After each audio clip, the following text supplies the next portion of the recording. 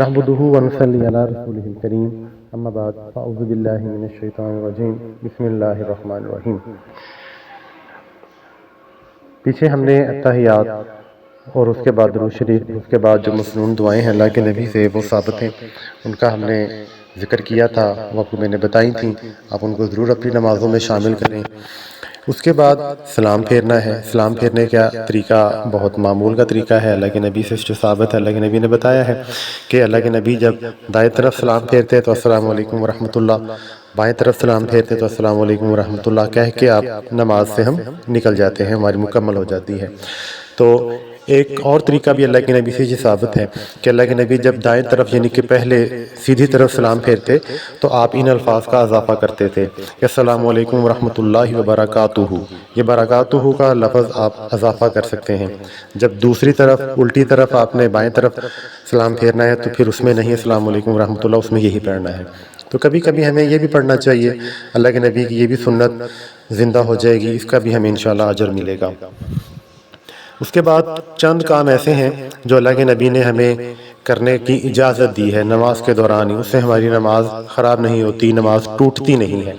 تو پہلے نمبر پہ اللہ کے نبی نے فرمایا ہے کہ نماز میں دو کالو یعنی کہ سانپ اور بچھو، یہ کالے رنگ کے اگر آپ کے سامنے آ جاتے ہیں تو آپ ان کو نماز توڑے بغیر آپ ان کو مار دیں۔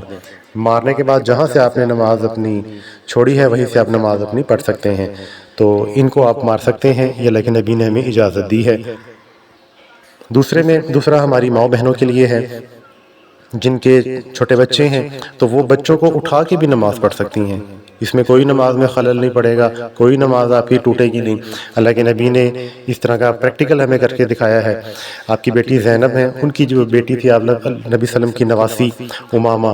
وہ اللہ کے نبی کے کندھوں پر تھیں، تو اللہ کے نبی جب سجدے پہ جاتے تو ان کو نیچے بٹھا دیتے، جب دوبارہ قیام میں کھڑے ہوتے تو آپ ان کو اٹھا لیا کرتے تھے، تو یعنی کہ بچے کو اٹھا کے بھی آپ نماز پڑھ سکتے ہیں۔ تیسرے نمبر پہ اگر کوئی آپ کو سلام کرتا ہے نماز کے دوران، آپ نماز میں ہیں، کوئی سلام کرتا ہے تو پھر اس کا بھی آپ جواب دیں گے۔ جواب دینے کا طریقہ زبان سے نہیں ہے، زبان کو حرکت نہیں دینی ہے آپ نے، اپنے سیدھے ہاتھ کی جو آپ کی انگلی ہے اس کے اشارے سے آپ نے جواب دینا، اس کے اشارے کو ایسے اٹھانا ہے جیسے تشہد میں انگلی کو اٹھاتے ہیں نا ہم،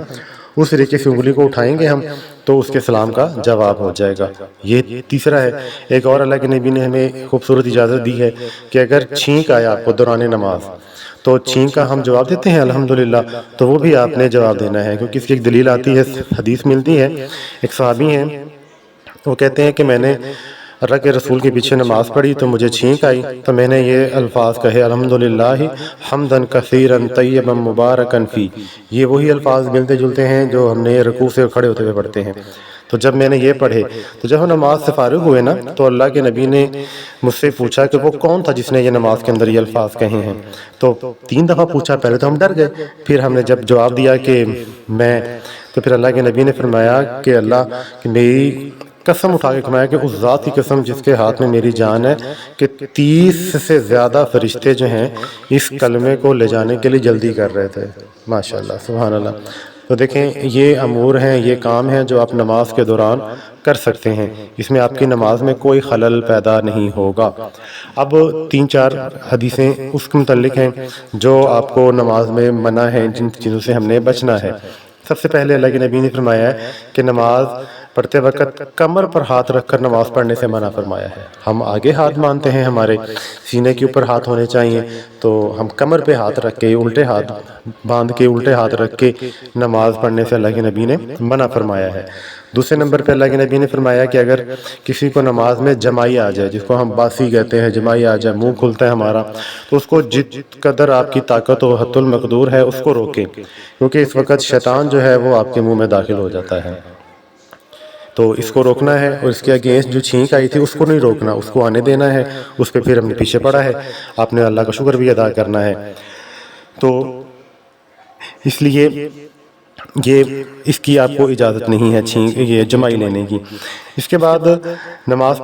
کے متعلق ایک آتا ہے کہ ہم صحابہ کہتے ہیں کہ ہم جب شروع میں نماز پڑھتے تھے نا تو نماز میں ہم ایک دوسرے سے باتیں کر لیا کرتے تھے، یعنی کہ جو بعد میں آنے والے نمازی ہیں وہ پوچھ لیا کرتے تھے کہ کتنی رکعت ہو چکی ہے، تو وہ ان کو جواب دے دیا کرتے تھے۔ پھر قرآن مجید میں ایک آیت نازل ہوئی سورہ بقرہ کی کہ حافظوا علی الصلوات، کہ اپنی نمازوں کی حفاظت کیجیے۔ تو پھر کہتے ہیں کہ اس کے بعد پھر ہمیں نماز میں چپ رہنے کا حکم دے دیا گیا، پھر نماز میں کسی قسم کی گفتگو نہیں کر سکتے آپ، کوئی بات نہیں کر سکتے، یہ آپ کو منع ہے۔ تو یہ چند چیزیں تھیں جو آپ نماز میں کرنے کی آپ کو اجازت ہے، اور جن چیزوں سے ہمیں بچنے کا حکم دیا گیا ہے۔ تو اس کے بعد انشاءاللہ ہم اس سے آگے چلیں گے۔ اللہ تعالی ہمیں عمل کی توفیق عطا فرمائے۔